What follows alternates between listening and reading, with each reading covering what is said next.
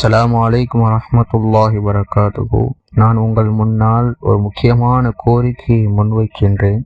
Palestine மக்களுக்கு மத்தியிலே எப்படிப்பட்ட மோசடி நடக்கிறது என்பதாக நமக்கு தெரியும்.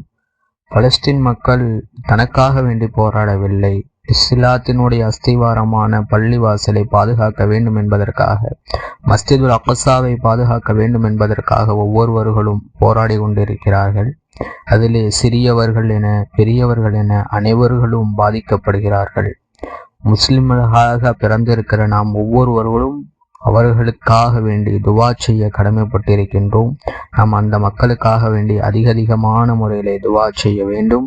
அது மட்டுமல்லாமல் ஹஸ்புனல்லாஹு வ நிஅமல் வக்கீல் என்கின்ற குர்ஆனினுடைய ஆயத்தை நாம் அதிகமாக ஓதுவதன் மூலமாக அல்லாஹு தஆலா கண்டிப்பாக சத்தியத்திற்கு வெற்றி கொடுப்பான். நாம் அனைவர்களும் அவர்களுக்காக வேண்டி துவா செய்வோமாக. அஸ்ஸலாமு அலைக்கும் வரஹ்மத்துல்லாஹி வபரகாத்துஹு.